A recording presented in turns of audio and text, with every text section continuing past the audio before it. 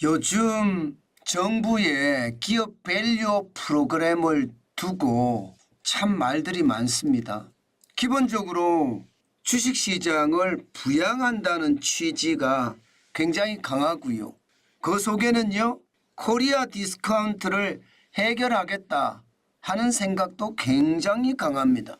그 핵심에는요, PBR을 높이겠다 하는 생각이 대부분입니다. PBR이라는 게 기업의 주가 순자산 비율을 말하거든요. 기업이 자산을 가지고 있으면 그대로 평가받는다 했을 때 1배입니다. 1배. 그런데 일반적으로는요, 코리아 디스카운트 때문에 이게 1배로 취급을 못 받는 경우가 많습니다. 뭐 0.5배, 0.3배, 심지어는 0.1배까지 취급받는 경우가 많거든요. 이거 제대로 평가를 받자 하는 게 정부의 기업 밸류 프로그램입니다. 정부가 막상 뚜껑을 열고 발표를 했잖아요.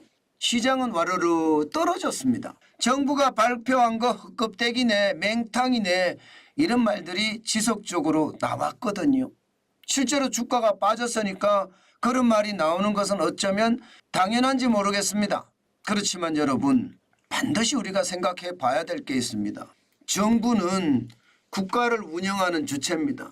그 국가를 운영하는 주체 정부가 의지를 가지고 추진을 하잖아요. 그러면 뭐라도 달라집니다. 길게 보시라고 말씀드리고 싶어요. 지금 현재 말입니다. 지난 10년간 평균 PBR 주가 순자산 비율이 대한민국이 굉장히 낮습니다. 1.04거든요. 일본은 1.4고요. 중국은 1.5고요. 인도도 3.3입니다. 미국은 3.64고요.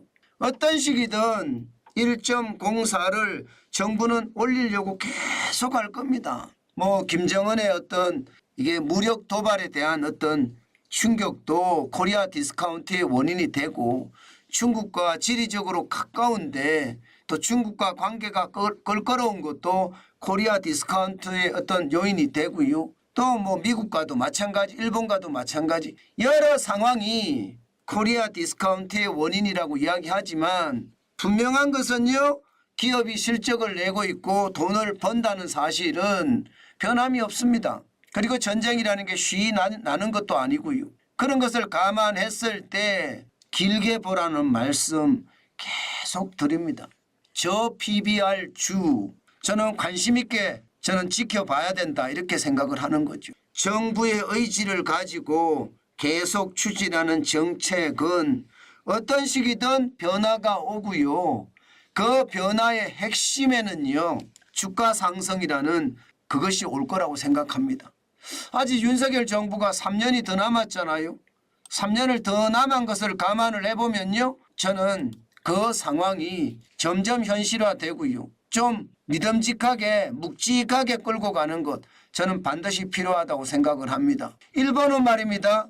10년 평균 PBR이 1.4인데도 사상 최고치 연속이잖아요. 잃어버린 34년을 다 회복을 했다, 이렇게 이야기할 만큼 주가가 지금 굉장히 많이 올라가고 있습니다. 그런 상태를 감안해 보면 우리는 1.04거든요. 기업들의 자산이 제대로 1로 평가받고 있다는 거예요. 다른 데는 1보다 더 많이 평가받고 있고요. 시장에 뭐 현대자동차, 기아차, LG, 뭐 삼성생명이나 보험주나 뭐 많은 이야기를 합니다.